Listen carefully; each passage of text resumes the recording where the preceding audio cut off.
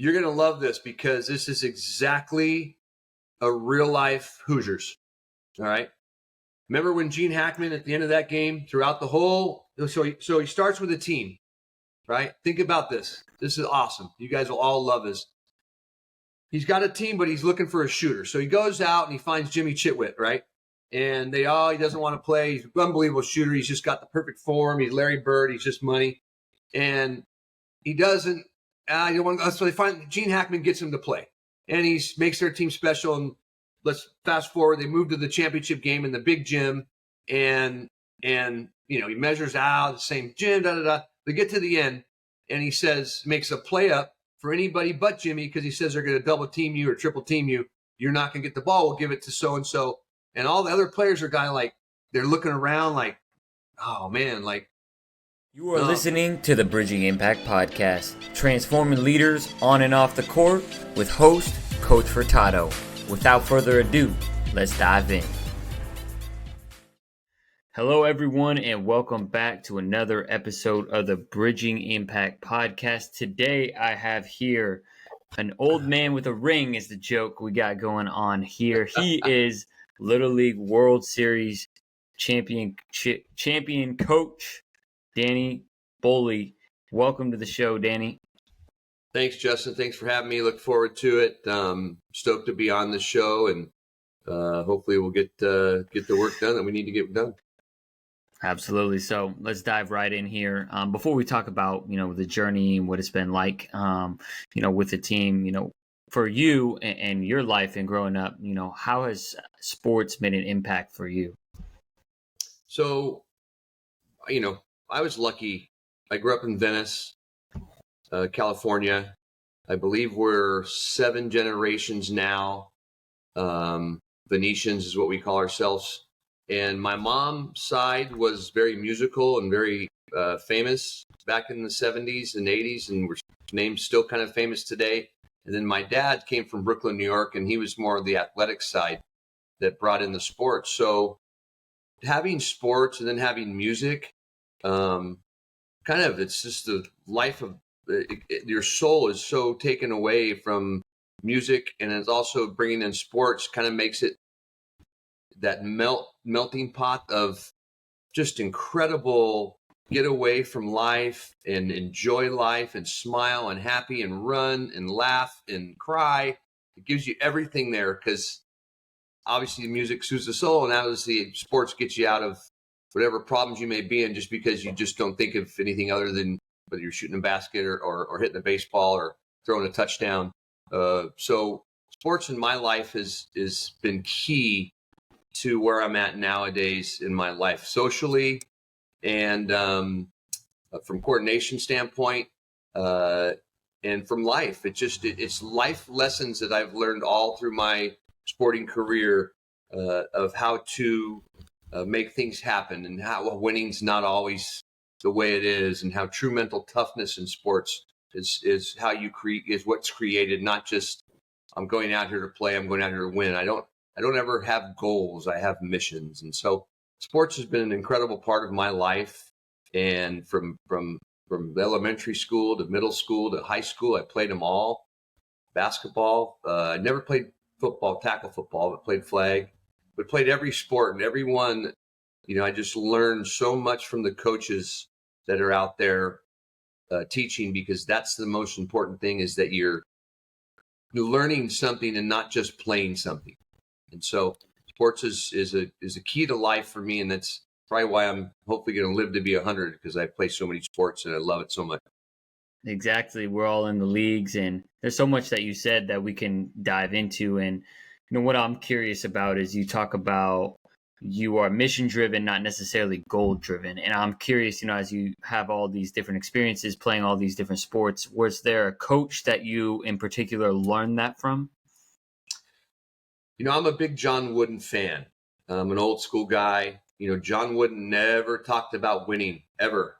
He talked about the process, and he was meticulous on certain small thing, how you tie your shoes, how you put on your shoes. Like there was nothing about winning. He talks about do you scout teams? And he would say, why would I scout a team? They have to play us. They have to play me anyways. You can look all you want, but every game is different. Every time you go out and play a sport, you're not going to play the same. Yeah, you might hit the same shot or three-pointer, or you might hit a baseball out once a day. You might strike out 3 times in a game. You just never know. So when I talk about goals are you meet goals and you stop. Right? Missions last forever. True mastery lasts forever. Can never stop. Once I have a goal, hey, I want to win an NCAA championship. Well, I win an NCAA championship. Well, that's my goal. Now you stop. Like, are you going to get any better if you say, hey, I want to win a bunch of championships? Maybe. Bottom line is missions don't ever have an end to them. Missions are missions, and there's goals within that mission. For us, for example, the World Series, our mission was to win the World Series. But our goals were to get through districts, sectional, state, regions, and then obviously the World Series. 100%. And yet, yeah, as we kind of segue into that, and I feel like as a mission as a coach is right much more and even beyond winning the World Series. Can you talk about your mission as a coach when it comes to just, teaching these young kids life lessons? So I teach, that's exactly what I do. Everything I do when I teach baseball, I'll just speak about baseball because that's what we did this last 2 months. I teach life lessons. So everything I do, I relate it not only to the actual present day of baseball, but I relate it to longevity of, hey, this works for school too. It works for your teachers. It works for your parents. It works for your significant others if you have one. It's all based on life, which is a never-ending. Some people struggle, some people battle, some people don't have to, but it's a never-ending or ongoing situation you'll have until you leave this earth. And everything we do, I preach family, especially in a team sport. And again, not just family on the baseball field, but man, you got family in school, you got family at your house, you got family of relatives and siblings and uncles and aunts. Like, listen and learn and understand. And so it's so important to me about coaching in a manner that means something to these kids as they move on in their life. Because you as being a coach, you know this, 0.0001 of these kids that was dominating the World Series and hit 800 and had 6 home runs, will be in a Division I scholarship school. It's just the way life is. Kids get stronger, kids get better. Now you're going to high schools and colleges where there's 3 kids competing for your spot and they've worked harder than you. Like, life is not just, hey, you're talented and you're going to go and play. Life to me is you can't teach height. You can't teach growth. That's just given talent, right? But it doesn't take talent to be a good teammate. It doesn't take talent to give effort. It doesn't take talent to respect your coaches. And that's the same with life. It doesn't take talent to respect your teachers. It doesn't take talent to give effort when you're doing homework. It doesn't take talent to tell someone you love them. It doesn't. You make your choices. So I preach a lot on that, life lessons. And I think no matter if you lose a game or win a game and you're gone on that path, you win no matter what. Characteristics, personality. People want to be around you. They want to coach with you. They want you to be, you're coachable, so they want you on their team. So we win no matter what. Even if we would have lost the World Series this year, the kids played so strong and so hard together, and they were having fun. And that's the most important thing in sports is you got to have fun while you're doing it. Yeah, 100%. And, I think the most important thing, especially for a youth sports coach, is, we have to measure the impact we have on our athletes, right? At the end of the day, like you said, 0.001% are going to get, let alone maybe play college baseball, college basketball. But getting a scholarship at a Division I, Division II level is even more challenging. And so much of it, like you said, is out of your control. But what is your character? How do you show up? What kind of teammate are you? And it sounds like for you, when you're, teaching these life lessons, so for me as a coach, you're kind of bringing in and when you're teaching life lessons, you're connecting it to something that they can relate to, connecting, hey, you got to show up on time, just like you want to show up on time to school, or you want to make sure that you're doing your chores and respecting, your parents. I know you are respecting me as a coach, but we have to make sure we're showing that for teachers and our parents. Yeah, no, you're spot on how I do things. And look at 10 years old, they don't want to hear that. All they want to do is hit home runs and throw hard, or shoot 3-pointers and dunk, and then they can't dunk at 10, or maybe there's someone that can. But bottom line is, I had 3 years with these kids. So the more I push them to their limits and their potentials, and to tell them that I don't care if you make errors, I want you to fail. I said, as soon as you learn about failure, you will become super dangerous in life. Like when you understand that it's okay to fail, and it's okay to make errors, or to strike out 5 times or 6 times. I mean, I'll give examples. So I don't know if you know this, but Reggie Jackson was Mr. October. Everyone remembers him for his home runs, right? In October, and the big home run hitter. Well, no one remembers. To this day, he leads the Major League Baseball history in strikeouts. To this day. Thomas Edison, 9,900. Oh, I told you this at the speech. The 999 inventions failed. The 1,000th one was the light bulb. Like, failure is how you become successful. You got to learn from failure. And it's the same thing with sports. And baseball is a huge sport of failure. I mean, 1 out of 3 is a Hall of Fame career, and that's a F in high school, or whatever school you're going to, is 33%. And F from shooting free throws is 33%. And so there's a lot to be taught. And the more you do it to someone, and the more you do it, have years and years and years, I think it resonates in these kids after a while. And this last year, as we got to the 12-year-olds at 10, trying to teach them, I have a bunch of sport mottos like do today what others don't, so you can accomplish what others can't, kind of stuff. Well, this year, every single one of those kids knew that slogan by heart, and so it's kind of cool to watch them play. Every single one of those kids, I teach leadership, and this year they finally trusted me that they could just talk to me and speak their mind. The last couple of years, they were just quiet. Be like, God, someone step up and be a leader. Don't, because I know when I turn my back, and I'm sure you get this too, but when you turn your back and walk away after yelling at the kids, or after being more of a disciplinarian, not necessarily yelling and raising your voice, but just saying something that they don't like, because I always tell kids what they need to hear, not what they want to hear. But when you turn your back, they'll look at their friend and say, screw that guy, or he doesn't know what he's talking about. But this year, I didn't have that as much. And I think what happened was they trusted how we coached together and how we played together, and how no matter what, we were always going to have each other's back. So yeah, it means so much to go along that path of life lessons, family, unity, love. And, you got to adapt too. You got to adapt to each kid's personality. How are you going to get the best out of each kid?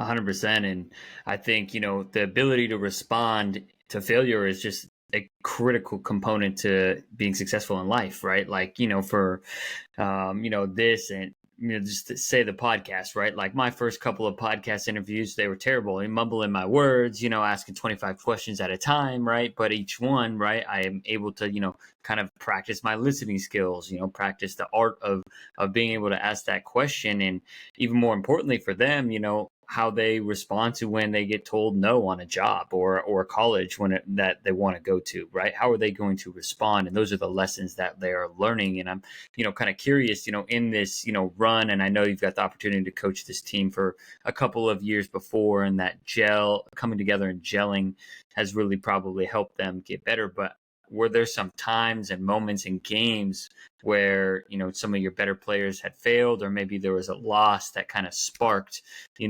resilience within the team? Yeah, a lot. I mean, we were 44-6 over 3 years, so we had losses for sure. Yeah, there was a moment. I mean, Brody Brooks struck out 3 times in a game, and he was hit 800 in the World Series, or 97. But again, we put ourselves in situations, and thank God we did, because I don't think going into any tournament or any, baseball games, whatever you were playing, not knowing what it's like to be down, and you wouldn't know how to finish that, or you wouldn't know what to expect. Like, for instance, we played Sherman Oaks at 10 years old. They had not lost a game all year, and I think they won every game by 10 runs.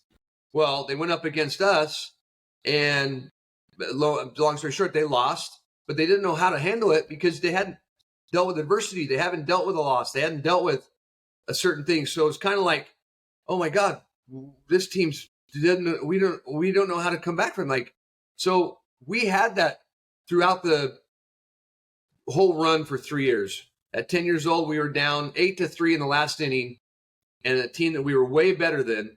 And we came back and scored 13 runs in the last inning, went on to win state that year. That was the very first tournament. That was districts, not state. So when you have that experience and you see players that, so we have 12 great players. We had 13 in the past. This year was 12.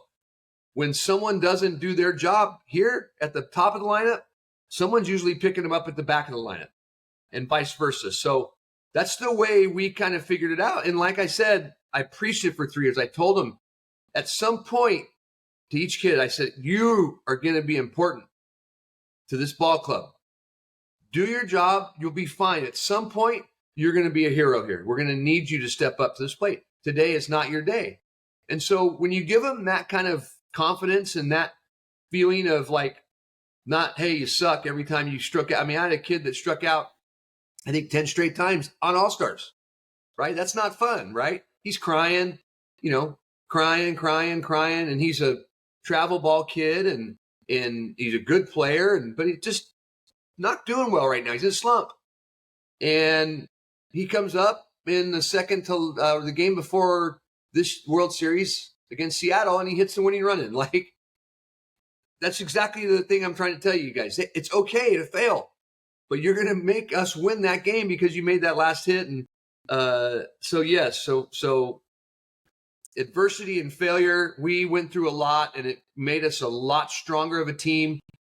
And even when we lost, it was kind of funny. Like, we knew we were going to come back and win again because it was double elimination tournament. So if we were to lose one, we still had another chance. But even when we lost at 11 years old, they looked at each other and said, hey, we had a good run. Today wasn't our day. And that's hard. That's a very unique brain for an 11-year-old to have, to say that to other kids.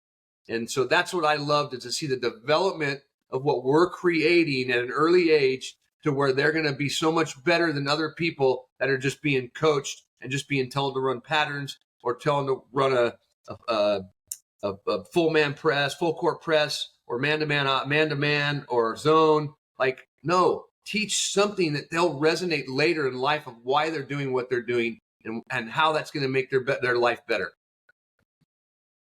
100%. And I think one of the key themes that I hear within all this is the trust that you built with your players and the trust they built with each other.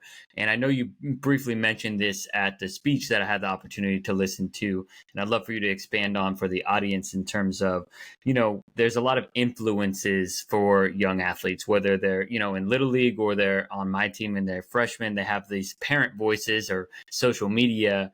However, a lot of times, you're continuing to pour into them and build that trust. And so I'm curious how you make sure that trust is built with you, and you help them kind of block out that outside noise of mom and dad saying, you struck out 3 times, and they may not be as encouraging in the car as you are. I'm just curious how we continue to encourage our athletes when we can't control the outside noise that they hear. Yeah, that's a great question. I don't know if I have my answer. I don't know if it's the correct answer. There may or may not be one, but parents are hard to control in youth sports, especially when they're still growing. The kids are still growing, and everyone's parent still thinks my son's the best and needs to be out there. And we all have gone through that one way or another. Just on a side note, I stopped that at the very beginning by having a meeting and I explained to them how, if I was at your house and I was telling you how to parent your kid, how would you like it? And they said that wouldn't be something we would like. And I said, that's fine. Then don't tell me how to coach. So once you kind of lay that out, right, that stops the parents from talking to you. The only thing is it doesn't stop the parents from talking to their kids and what they're saying to other kids. So I don't know if I have an answer for that, but what I do is I give my all to each kid separately if they need it. So again, I adapt to personalities. There's personalities you don't need to adapt to. There's some that I can say the same thing to you and raise my voice and you get the best out of it. I can say the same thing and sugarcoat it because that kid doesn't get the best out of it if I'm yelling at him. So he's gonna check out if I yell at him. This kid's gonna be fine with it. So you learn who can and who can't and how to. That's the difference. How do I get my point across to this kid? Because he's not getting it like the others. Like, what's going to make him click? And that's the different side of like true mental like warfare with how you can make these children better and how these kids get better is by, showing them, giving them a hug, telling them you love them, right? An outsider telling them you love them, not a parent, maybe they're not getting that at home. Like maybe that's something they want. So now it resonates with them and now they trust you.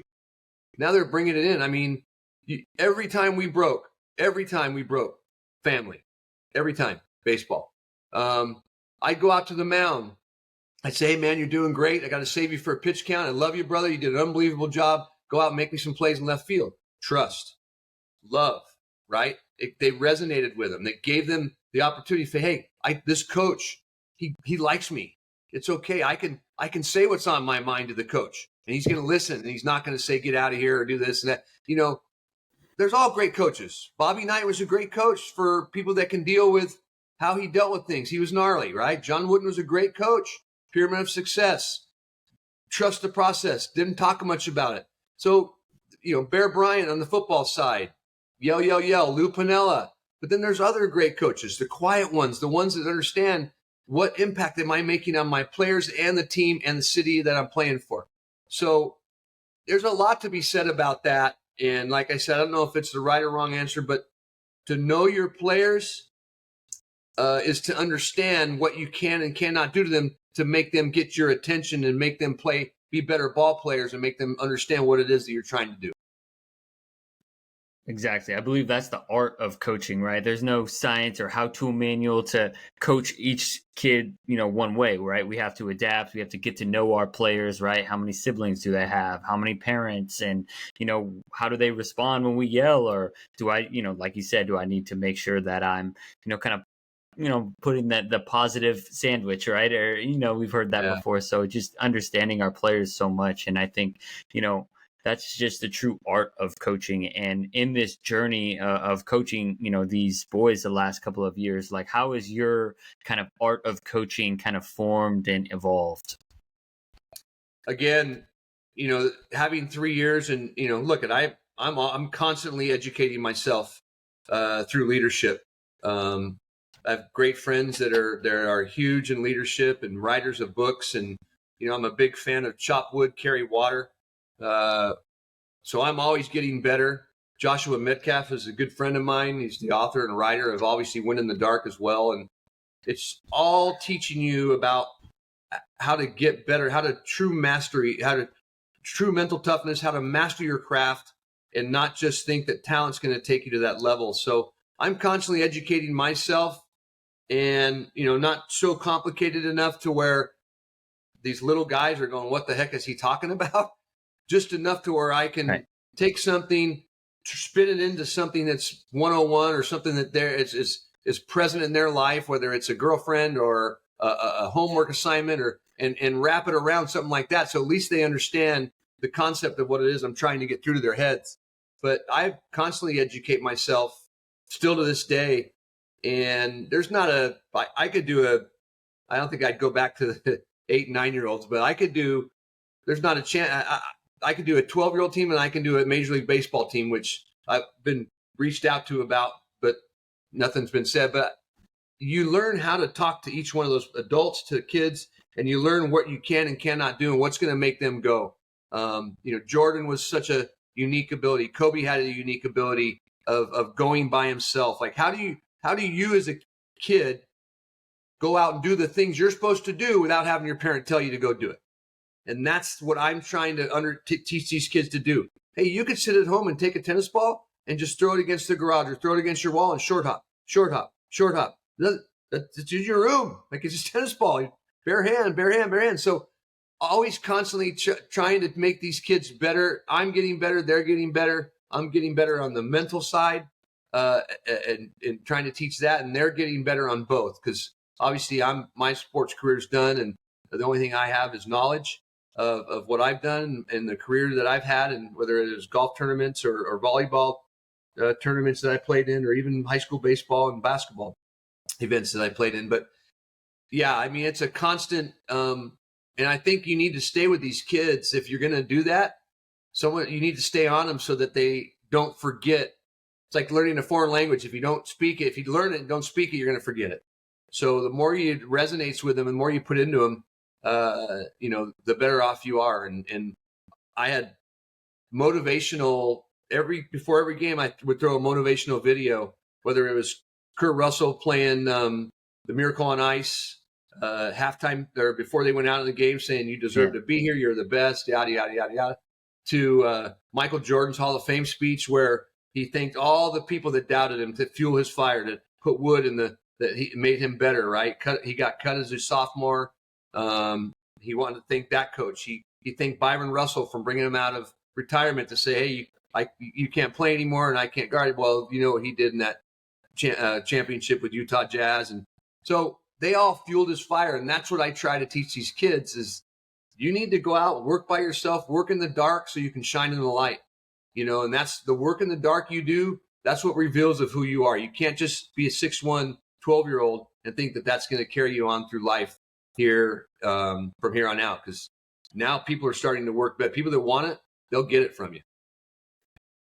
100%. You're teaching that intrinsic motivation, that's one of the keys, and again, pillars of life, because you graduate, you go to college, and you don't have mom or dad telling you to do your homework, right? At the end of the day, Correct. Like, you don't have mom or dad telling you to put in that extra hour at your internship so you can build that connection to then get a job post college. And those are the lessons that stick with them forever. And that's why I love sports so much. And I'd love for this to be a great opportunity to just share that experience and what the Little League World Series was like. Yeah, it was unbelievable. It's so growing up, we always thought we'd had a good team and we would be able to get to Williamsport. Well, we never got close. We never got a districts. We're from North Venice, which is up on the hill there off Grandview. But you see the ABC Wild World of Sports. You see Jim McKay, R.I.P. Great broadcaster, announcer, and he'd say the thrill of victory, the agony of defeat, and it was always that Little League kid from Kirkland that was the pitcher that beat Chinese Taipei, and that's a great 30 by 30 special that everyone should watch. It's really neat of how it talks about a 12-year-old that's way bigger and throws way harder, but by the time he's a sophomore in high school, he's done, like not even playing sports anymore, because people bullied him, his weight, people did this and that. Now he's like he has sickness. Anyhow, watch it, it's good. But it just goes to show you certain things that if you don't keep doing them, you'll get passed up. And so to get to the World Series when I was growing up, my dad was coaching, obviously wasn't even going to happen, right? So fast forward to now, and I'm a coach. I have a son. He's 8 years old. I T-ball, and now we're doing All-Stars. And now it comes to the year where this is the time, 12-year-old time, where it doesn't stop at state. It actually goes to regions and into Williamsport, because the 10-year-old and 11-year-old doesn't. They only go to state only. That they don't go to the Williamsport. So it's only for 12-year-old, or I shouldn't say 12-year-olds only, but for majors only, which is 11 and 12. So, kids dream, like they play travel ball all year long. They go to Cooperstown and do that whole big tournament out there, and it's a big, huge history, and it's beautiful, and they hit home runs, and it's yada, yada, yada. It's awesome. It's great. But the venue that ESPN does and the broadcast and Little League and all that stuff is a whole different beast. It is awesome. It is the coolest thing. It's like you're going to Willy Wonka's chocolate factory, but it's all baseball, they get free swag from Adidas and Easton and Rawlings and free food every day. And there's a game room, but remember, it's only me, the two other coaches, and the kids. All the parents have to go stay outside. So there's no parents, right? None. So imagine, and I, at least luckily I was raised in a beautiful, wonderful family that could know how to deal with sickness and love, and it's okay. And the kids getting homesick. And anyways, I'll get into that a little bit later, but it just was an incredible place that I couldn't even imagine myself getting there, let alone playing on the field, let alone winning the U.S. championship, let alone winning the world championship. Like afterwards, we have the best player on our team, one of the best 12-year-olds in the nation that plays on the number one team in the nation, travel balls wise.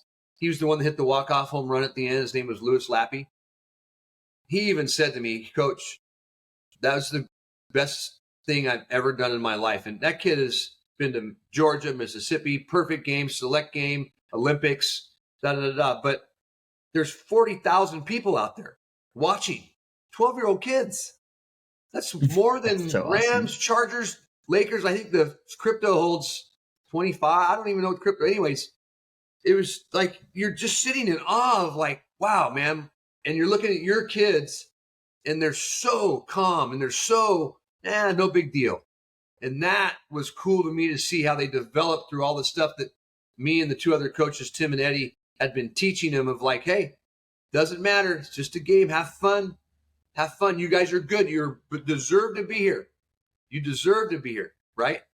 And if it doesn't go your way, the stars don't like. So they got it. They got it all. And we'd had such a great run 2 years before, and now we're having a great run again, and everyone's happy. And so, yes, it was an incredible experience. The whole Little League. All the teams are there. The international team is there too, and our best friends, or what became the best friends, were the Japanese. And even though you only speak two words that they know, that they say hello and goodbye, and you say konnichiwa and arigato. That's what the kids are speaking to each other. That's all they knew, but they became best friends through like fist bumps or hugs or selfies or whatever they may do. They do. And that's how you did it. Like 2 words. It's all it took, but you were best friends. So it was just an incredible cultural experience for these kids. I loved it. I loved watching how they would interact. Again, I'm not just out there to win. Winning's great, right? Winning's awesome. It is what it is. Show me a loser, I'll show you a loser. That whole mentality, I get it. But watching the kids grow and watching them develop and watching them do what the adult players do in the major leagues, signing autographs every day for people, all day long, no matter if you were the last player on the team or the best player on the team, everyone was signing 5,000 autographs, like gnarly, especially in the streets. We'd walk around. You're the West, and the West obviously gets a lot more notoriety because of what we've done in the past at that tournament. We've won it, I think, 8 out of the last, or no, not 8, maybe 4 out of the last 6 years, 7 years, Hawaii being the team. But anyhow, it was an incredible experience. And if you ever get a chance to go, or anyone listening gets a chance to go to Little League World Series, it's all free. You don't have to pay for tickets. You just on the weekends, you have to have a ticket, but the whole week you just walk in and sit down in the stadium and, enjoy the games. Like you don't get charged. You got to pay for food, obviously, but it's unbelievable. It's just, and the fields are spectacular. Just really cool. Yeah, no, that sounds amazing. I'm really glad you kind of went into the in-depth and the details and the cultural experience. I mean, you can't make that up, right? And it's just like so cool how it really brings kids together, globally, right? And you're able to connect and interact and just have that, that's an experience they'll for sure remember for the rest of their life. So, with that, what did you say to them before the big game? What was the message? Is it the same? And, I know you talked about how they deserve it, but, there's always got to be a little bit of extra nerves on TV, right? Yeah. I mean, look, honestly, Justin, I don't think these kids understand what they just did. Still to this day, I think we get together in 20 years at a reunion and they have kids now or they're married now, if I'm still alive, then they'll realize what this means. But they all were so like, I mean, they're not nervous. They weren't nervous at all, which I know sounds like I'm not telling you the truth, but I was shocked at how calm they were and how it's just another game. It's just another, but there were certain games. So there's certain things that as a coach, as a coach, I never let them do antics. I don't let them dye their hair. I don't let them put war paint on their face. I don't let them do shows and antics like doing the sword if you strike someone out, or like everyone's doing it. I get it. Everyone does it out there. You're not doing that under my watch. So were they all upset? Like, coach, can we at least? Nope, not going to happen. Not going to happen. Not going to happen. So one thing that motivates me to motivate them is when other teams were doing certain things like that. So the teams that we were going to play, for example, there was one team that made a mockery of the game. In my opinion, they took a ghost infield, and that fired me up to say, hey, that's disrespectful to the game of baseball. They're showing off something that has nothing to do with baseball. They just want people to. It was like a circus, right? And we weren't there for a circus. We were there to win a ball game. And so I turned to my kids. I said, "Come here, everybody, come here." And I'm mic'd up, and I think Carl Ravitch heard me, whoever was doing the ESPN stuff. But I said, "You see what they're doing out there?" And they're like, "Yeah, coach, what is that?" I'm like, "It's disrespecting the game of baseball." You know what we do to people that disrespect the game of baseball? "Yeah, coach, we beat them." Damn right. So there's certain things for motivation, and I'm super emotional. I cry all the time, right? They see me cry all the time since they were 10 years old, right? And so when we'd win games and I'd cry out of sheer joy, and I think that resonated in them too, to know like, hey, coach is solid. Coach is not afraid. Coach is not afraid to let his feelings show. Coach is not afraid to let his emotions show. Most guys don't want to cry. Most guys think it's weakness. I think it's great. The great Jim Valvano always said, before he passed away, cancer, he said, when you can laugh and you can cry and you can think in one day, that's a full day, brother. And so I always live vicariously through those kind of certain motivational words or sentences that people have said in the past, because it's true. Laugh, cry, it's okay. Think, understand, do certain things. And so again, seeing me coach and seeing how I react, seeing how I can fire them up, whether it was a motivational speech from Micah Ruzioni or George Brett that were sending LeBron would send us messages all the time, and David Wright, Mookie, Freddie, list goes on and on. Would show, hey, I want you to see this video from Lars Nootbaar. I want you to see what they did at Angel Stadium.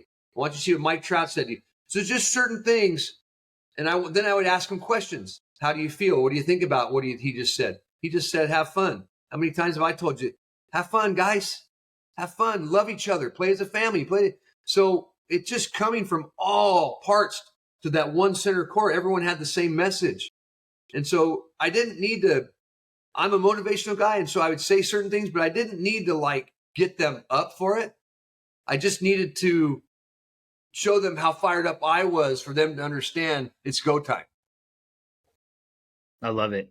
Yeah, you're finding, these different resources who share the similar message, right? And then, obviously when Mike Trout or Mookie Betts or Freddie Freeman says it, they're like, oh yeah, coach is super right, and like I've been saying the same thing all the time, but just having that extra voice. And I feel like, your players were they're calm, poised, collected, and all that experience, right?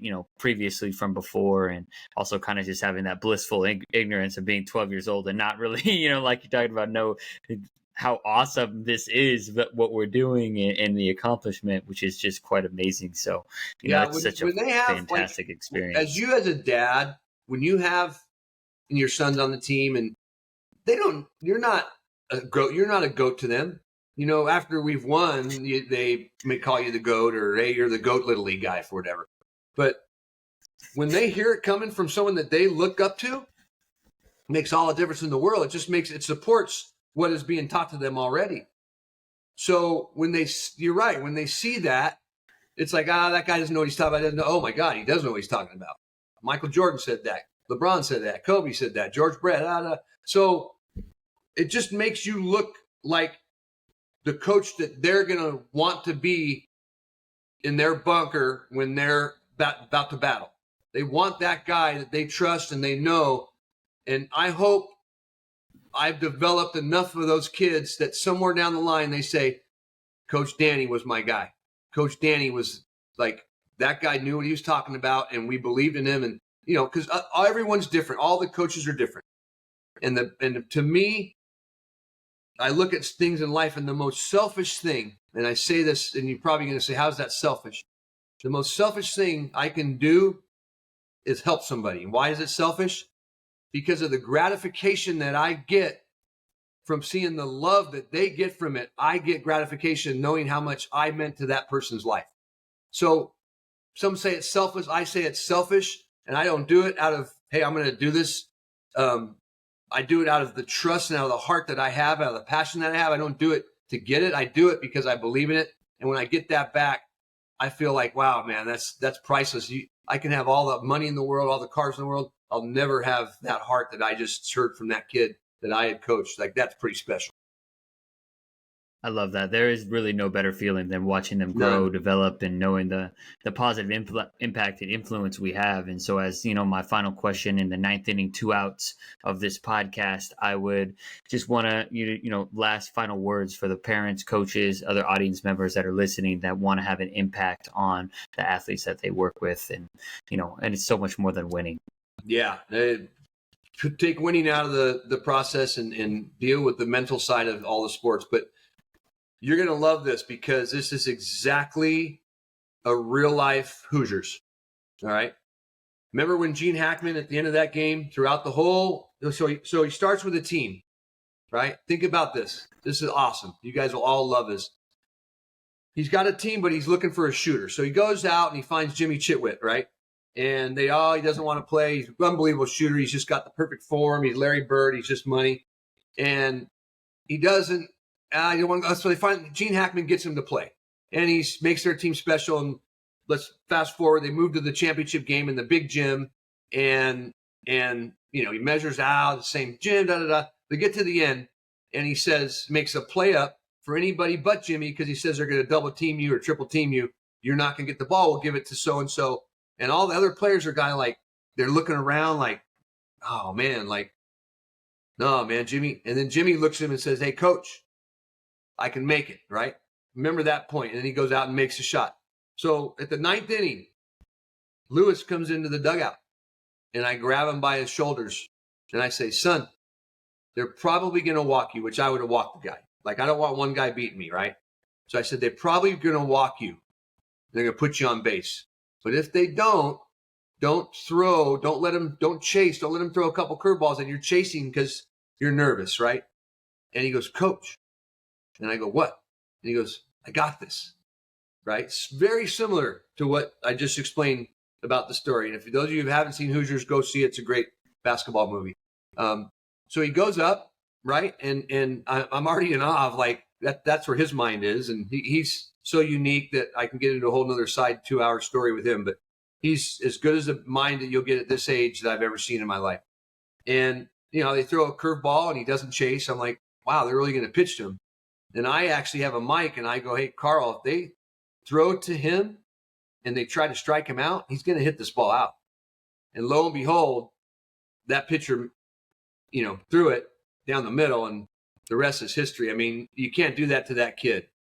The back side story to that is, and it goes back to what I was talking about earlier about you let someone else talk about how good you are. You don't have to tell people what you can and cannot do and how much you're worth or da-da-da-da-da. So during the week, right, international plays international, U.S. plays U.S. And then once the winner comes out of the U.S. bracket, and then you play each other. So you don't play international until you meet at the win. So the whole week, that pitcher is talking smack to my players in a fun, nice way, but he's super confident and cocky and, have at it, man. If you want to have that ego, probably not going to get you much down the line. It's going to get you in trouble, right? Especially if something bad happens. And so he's saying to Lewis and Brody and not Lucas, "I'm going to strike you out. You guys aren't nothing. You guys are no good, and I'm going to beat you." And I'm like, yeah, you're not going to play him unless you meet in the finals anyways. And so the whole week goes by, and lo and behold, we meet him. And lo and behold, he goes into that game, and he's pitching. And he throws the home run ball to Lewis. Lewis hits it out. And food for thought for all you coaches out there of just to me, I think that kid, he took all 11 kids out of the equation and said, I'm going to beat their best player. I'm going to blow it by him. And he purposely, or not purposely, personally tried to win that game, and he tried to be a stat guy. Hey, I'm an individual. I'm going to win it myself. And that cost his team the World Series by him trying to show up and say he was the baddest out there, not my guy. And that's not how you play baseball. It's not how you coach baseball. You got to get rid of all that stuff. So just goes to show you that when you talk, you better talk the talk, because if you don't walk that talk, you might not have a life for sports after that. And life is a team game. I think that's such an incredible story to leave it off on. And I really appreciate you coming on and sharing all the wisdom and also the great stories along with it as well. Where can people, find and reach out to you if they want to hear more about the inspirational story? You know what? I mean, I speak at a lot of stuff, and I mean, I don't do social media. I never have. I'm an old soul. I think I have a Facebook account. I don't look at it much. I definitely don't have a Twitter account. If I do, I don't know about it, but I probably need to look more into it of all the stuff that's starting to happen. Danny Boehle at Hotmail. That's how old I am. Danny Boehle at hotmail.com is where you can find me and ask me a question or whatever. But yeah, I mean, I'm here to share with anyone else that wants to listen. If that can make them better, great. But yeah, life is too short to go on and not serve other people. I aspire to make a living, but I also aspire to make a difference. I love it. There's no better way to end it. Thank you so much for your time today, DB. Thanks, Coach. For listening to this episode of the Bridging Impact Podcast. We'd love it if you would like, subscribe, leave a comment and a review on whatever platform you're on. It's the best way to help us grow. We appreciate you for doing that. We'll shout you out on social media. I'd also love if you connected with me on social media. Let me know your thoughts. And this is why I do it. I want to share knowledge and wisdom from experienced leaders to people like yourself and myself, so we can have this dialogue and move forward, make an impact on the world. So stay tuned, stay subscribed. Cheers.